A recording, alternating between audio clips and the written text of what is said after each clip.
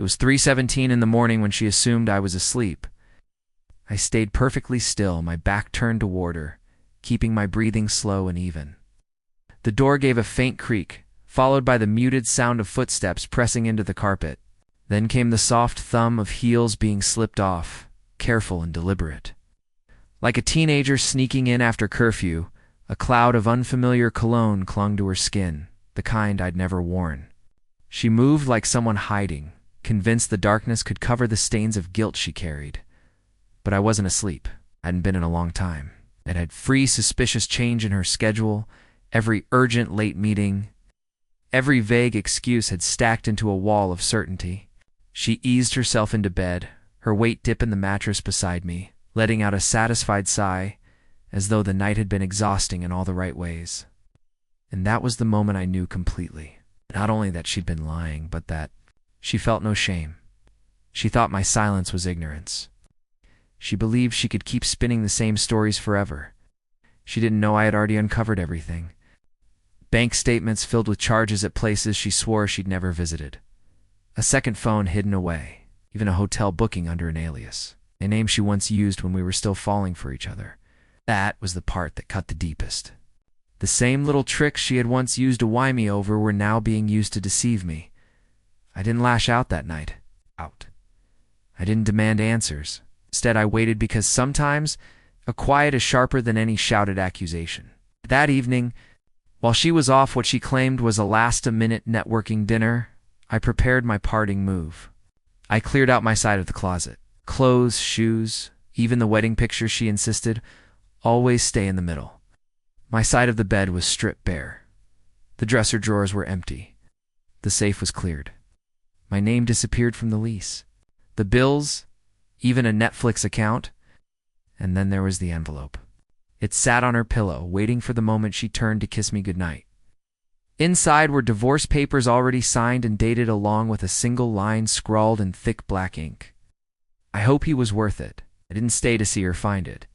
Instead, I parked my car down the street, watching as the bedroom light flickered on minutes later. The blinds were never quite shut, and I can make out her figure frozen beside the bed. I imagine her hand brushing the envelope, her shoulders stiffening, her breath catching in her throat. I didn't need to see her face. I'd already pictured 100 times. The shock, the sudden weight of realization. The first moment she truly understood I wasn't as oblivious as she believed. Her calls started before dawn, 30 in total. The voicemails were all the same, panicked disbelief. The sharp edge of desperation wrapped in a voice that once felt like home. I didn't respond. I wouldn't give her the comfort of a fight. I had spent too long pouring myself into someone who drained me every night. Instead, I checked into a quiet guest house on the edge of town. The owner handed me the keys with a warm smile, asking no questions. The first morning there, I woke, without the weight of suspicion pressing against me.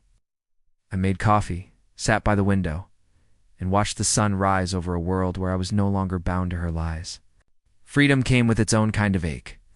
Walking away is never clean. That night I cried. I shouted into a pillow. I mourned not just a marriage, but the version of myself that had stayed too long. Still in the middle of that pain, I felt something unshakable. I had chosen truth, and that was worth the grief. 2 weeks passed without a single word from me. Friend began to reach out, unsure what had happened. My aunt was always the same. Ask her. Word traveled quickly. She wouldn't confess the betrayal, but she made sure everyone knew how I had suddenly left, how cold I'd become, as if she'd expected me to stay and swallow her lies night after night. Then one morning, I opened the cabin door, and there she was. No makeup, hair tied back, eyes swollen from sleeplessness. She looked at me the way you look at someone you once knew in another life. It's uncertain, aching, desperate for something familiar. "Please," she whispered. "Can we talk?" I stepped aside, not out of pity, but for closure. She walked in slowly, her gaze scanning the bare wooden walls. We sat across from each other. She began to explain how it wasn't supposed to happen, how she felt something missing inside herself, how the other man made her feel alive in ways she thought I couldn't. I listened without interrupting when her voice broke and her eyes filled. With tears, I finally spoke the only 7 words I had rehearsed since the night I knew. You lost me the moment you lied. The room went still. She reached for my hand, the same way she once reached for forgiveness. But I didn't move. I let her fingers hover in the empty space between us, just like all the promises she'd left unfulfilled. Then I stood, walked to the door, and held it open. "Bye," I said.